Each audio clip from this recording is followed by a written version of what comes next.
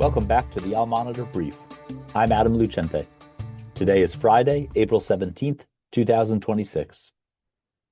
Iranian Foreign Minister Abbas Araghchi said on Friday that the Strait of Hormuz will remain, quote, completely open as long as the ceasefire between Israel and Lebanon remains intact. That ceasefire was declared by U.S. President Donald Trump on Thursday, April 16th, and is set to last 10 days. Iran had been pushing for its ceasefire with the U.S. and Israel to include Lebanon, where Israel and Hezbollah have been engaged in heavy fighting. Trump subsequently said that Hormuz is, quote, completely open and ready for business and full passage, though he added that the U.S. naval blockade of Iran would stay in place. You know by now that Iran has been restricting the passage of ships through the waterway since the start of the war, causing havoc in energy markets and the regional economy. Earlier this week, the U.S. announced the start of its own blockade of Iran, but reports indicate a few ships are still making it through, albeit well below the 130 or so a day that traversed the strait before the war. Gulf states have been significantly impacted by the disruptions, as Hormuz is usually their primary route for oil and gas exports.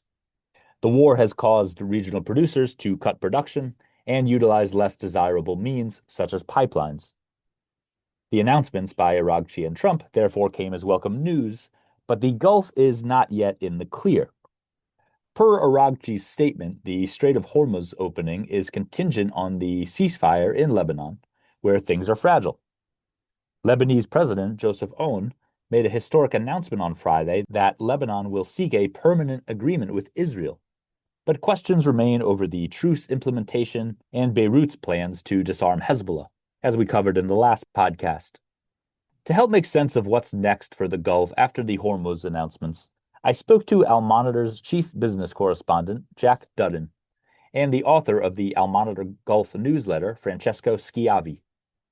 We talked about why the Gulf is not yet fully secure after the strait was declared open, the differences among regional states and their approach to Iran, and Pakistani Prime Minister Shehbaz Sharif's relevant trip to Saudi Arabia and Qatar this week, as Pakistan is currently mediating between the U.S. and Iran. Hope you enjoy. Things are busy, as you can imagine, in the Al Monitor newsroom, or newsrooms these days, but I was able to track down Jack over WhatsApp to discuss the announcement. He said that Gulf energy producers might not yet feel reassured. Take a listen. I'm sure there'll be some relief for Gulf energy producers following the Foreign Minister Abbas Araghchi's comments saying that contingent with the Lebanese-Israeli truce, there will be free transit through the Strait of Hormuz.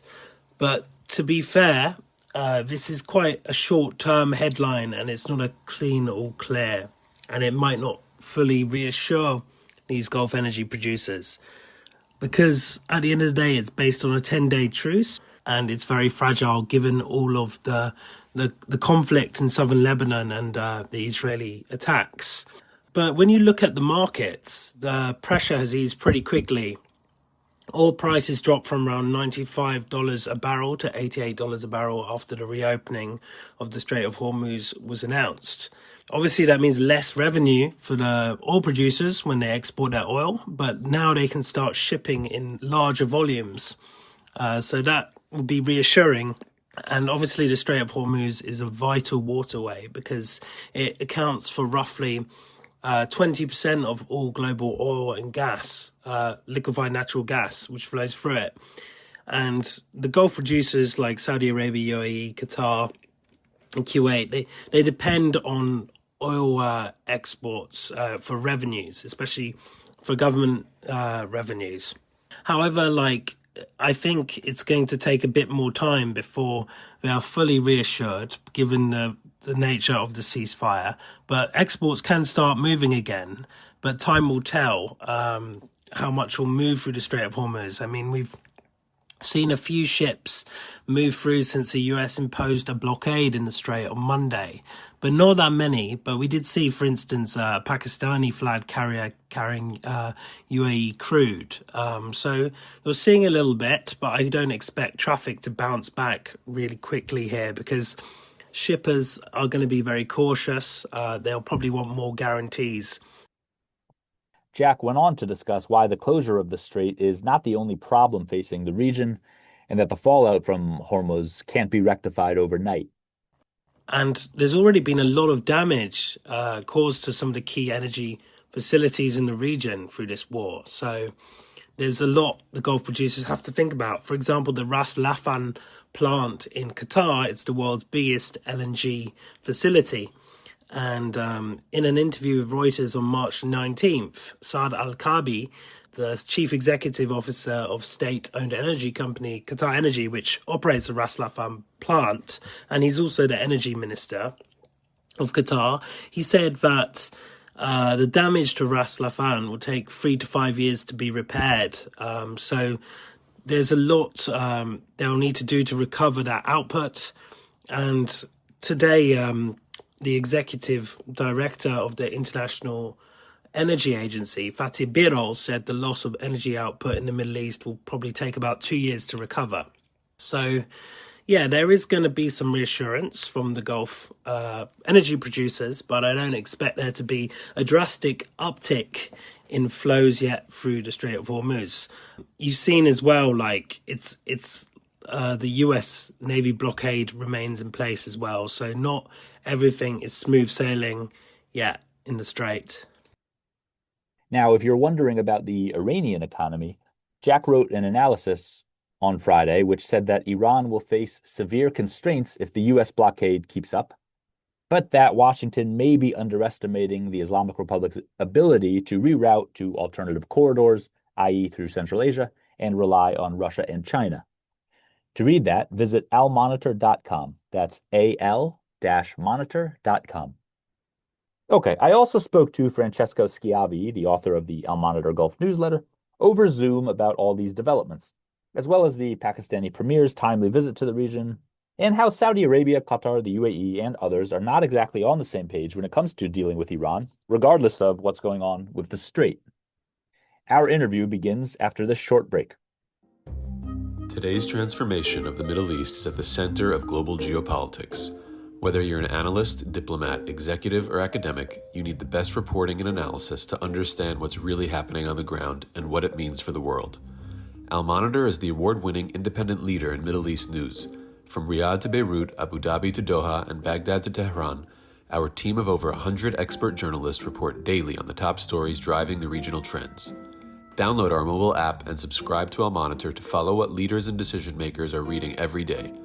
Go to almonitor.com, that's AL-MONITOR.com, and use promo code POD25, POD25 for a discount.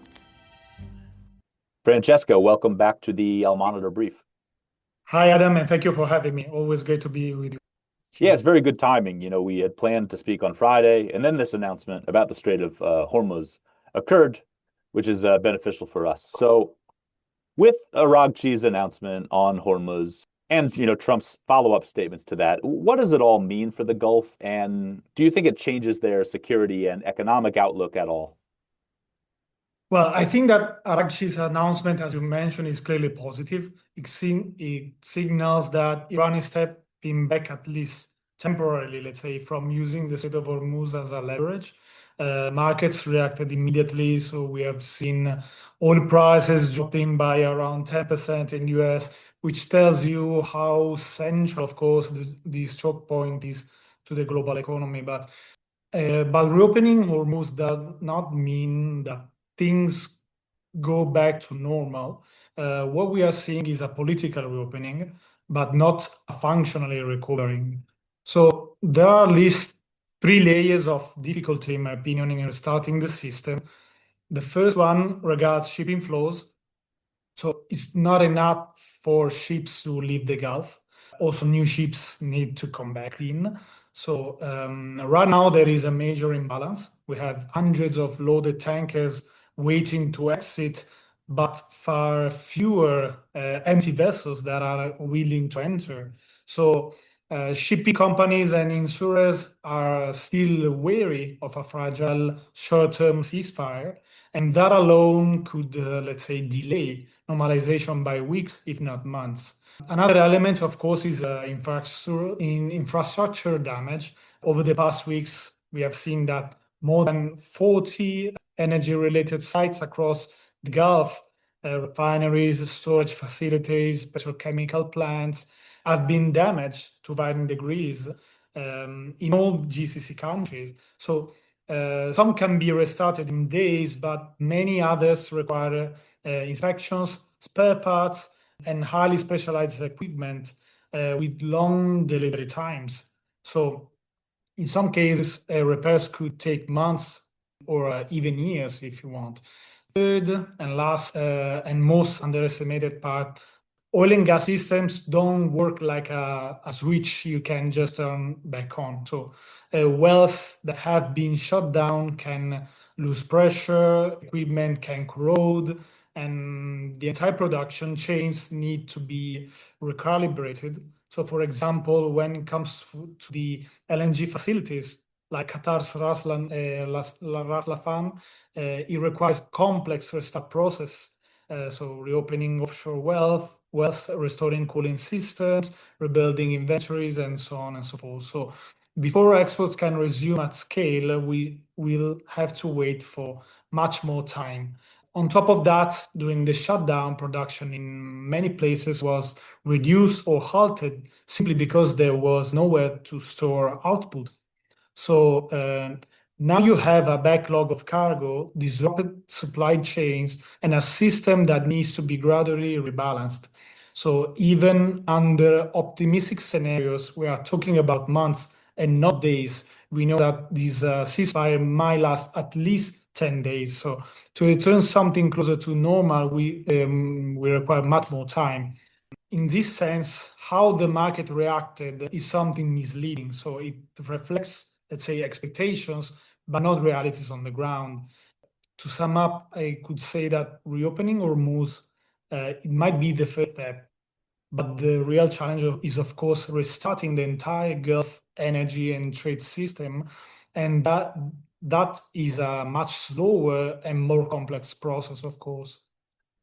Yeah, and I'll just add, something on the security angle that we reported and you put in the newsletter is that, the Gulf countries have recently summoned Iraqi diplomats over continued attacks that they feel are coming from there. So they're definitely not in the clear in terms of security. I want to ask you about a few other things that are relevant to the Gulf, somewhat aside from Hormuz. We saw the Pakistani prime minister visit the region, Saudi Arabia and Qatar this week. Obviously, that's an important relationship because of Pakistan's mediation efforts between the US and Iran, but the relationship goes back, especially with Saudi Arabia. Why do you think Pakistan has gained so much importance for Saudi Arabia during this war and in general? There are three overlapping dimensions here. So the first one is military, then diplomatic, and of course, financial.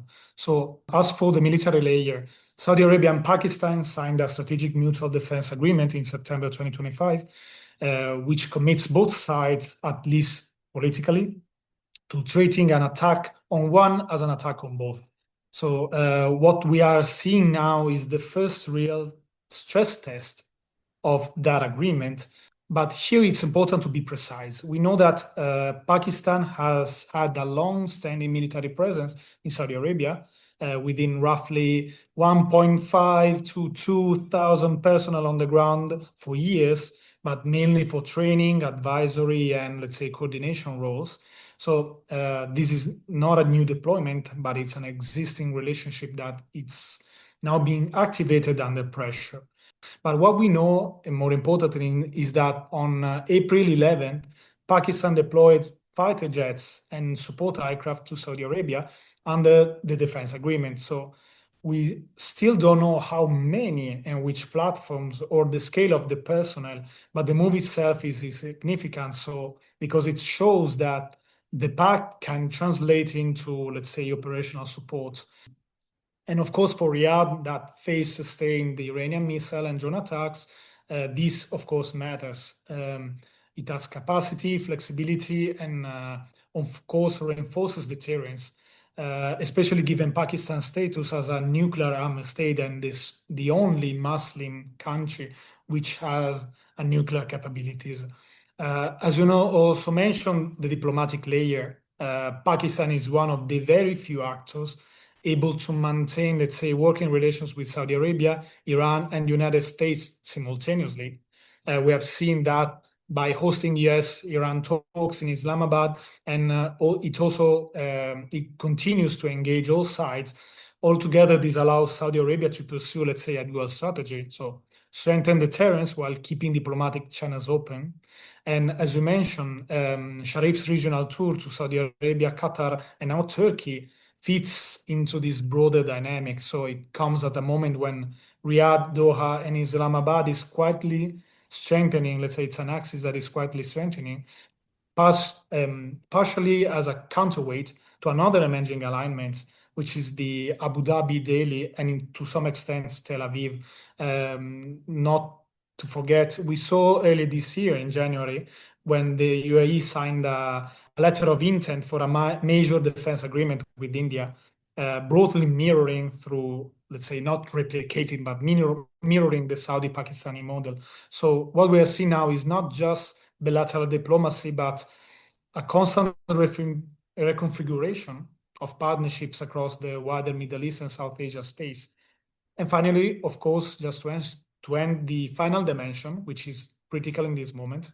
For decades, since the late 90s, the UAE has been a key financial backer of Pakistan, regularly rolling over loans since 2023. But in recent months, Abu Dhabi started demanding higher interest rates and, let's say, shorter payment deadlines. So that this shift pushed Islamabad to charge costs.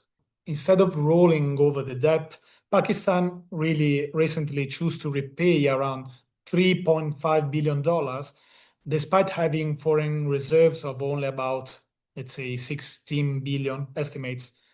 And to do that, it turned to Saudi Arabia and Qatar. And of course, both we know that from the recent tour that both stepped in. So Riyadh pledged around 3 billion in new support and extended an existing 5 billion US dollars deposit, while also Qatar contributed to stabilizing Pakistan's position by adding more, pledging more billions to that. So this is more than financial assistance. It's a strategic realignment again between Riyadh and Doha, stepping in and as Pakistan's primary Gulf backers in this critical moment. Francesco, we're several days into this ceasefire, which as of now is temporary. Amid this truce, what do you think are the main priorities for Gulf states with the war with Iran in general? Let's say at a general level, Gulf states share three immediate priorities, which are avoiding escalation, protecting critical infrastructure, and restore energy and trade flows, especially through the Strait of Hormuz. But beyond that, their approach diverge quite significantly, I think, and not just between countries, but sometimes even within them. So starting with the UAE, which is often described as the most assertive actor in this regard, but of course it's actually more complex than that. So Abu Dhabi has taken a very hard line. It wants guarantees that Iran will not be able to use missiles, drones, or maritime pressure again. Anwar Gargash, advisor to the UAE presidency, clearly stated that multiple times. And that reflects the scale of the attacks it faced, nearly 1/3 of the overall Iranian attack against any target over the last 40 days. So thousands of drones and missiles. And of course, this adds the cost of sustaining high interception rates. But of course, the UAE is not monolithic. Dubai, for instance, has historically maintained strong commercial ties with Iran and hosts significant Iranian capital and diaspora networks. Its economic model, which is based on services, trade, and global connectivity, cannot function indefinitely in a permanent confrontation with Iran, of course. So the UAE priority is actually dual, let's say, hard security from Abu Dhabi and the economic pragmatism from Dubai. And the internal balance, let's say, will shape this long-term posture. in the spectrum, Saudi Arabia sits somewhere in the middle, let's say, but with a very clear constraint. So it cannot also afford a long war. So we've seen that Riyadh has tried a trade for stability approach with Iran in recent years, including the China brokered normalization. But of course, that track has clearly at best stalled, if not been scrapped. Still, Saudi Arabia, we know that doesn't have better alternatives to that. So its priority during this ceasefire is to build deterrence while actively searching for, let's say, a diplomatic off-ramp. That's why you see engagement with Pakistan, coordination with Qatar, and openness to mediate via Oman and even Turkey. And we know that also the Saudi foreign minister held phone calls with his Iranian equivalent. So in other words, Saudi Arabia is being, let's say, pragmatic, not because it trusts Iran, but because it understands that a fully military solution would be too costly in this environment. And then you have Qatar, which is clearly remains, let's say, firmly on the diplomatic side. So Doha's priority is to sustain the ceasefire and prevent escalation while keeping all channels open. We know that Qatar has played a central role in the mediation efforts with Iran before. And even after being directly targeted, it continues to emphasize that regional stability requires dialogue and, let's say, coexistence. As for the other GCC countries, we can say that Oman is even more strategically crucial because, of course, it geographically controls the southern side of the Strait of Hormuz, and historically it has acted as a neutral manager of that space even before the modern Iranian state existed. So its priority is not just, let's say, the escalation, but its system stability. And finally, we have Kuwait and Bahrain. Kuwait probably follows a similar logic to the Omani strategy, so emphasizing regional cohesion and collective response rather than, let's say, unilateral escalation. And finally, as for Bahrain, it aligns closely with Saudi Arabia and UAE. We know that Bahrain has taken a more hawkish tone, particularly due to security concerns and, of course, domestic dynamics.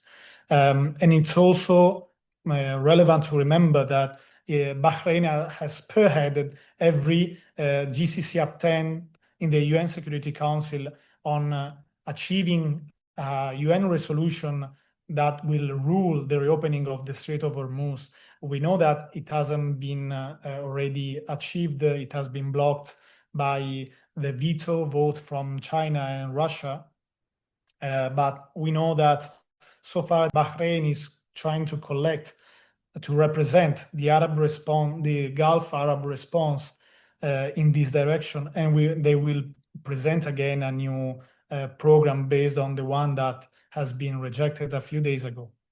Yeah, it's been very interesting to see Bahrain and Kuwait, especially as you mentioned. Kuwait, I've been paying attention to the proximity to Iraq and that angle. Obviously, their consulate stormed the other day. And then Bahrain, which recently hosted the Emirati president, which was no surprise. Francesco, thanks a lot for your time and all your insights, and we look forward to more of your reporting and Al Monitor Gulf newsletters. Thank you so much, Adam. It's always great to discuss with you. Thanks for listening to the Al Monitor Brief. Be sure to follow Al Monitor for more on the stories impacting the Middle East. Until next time, I'm Adam Lucente.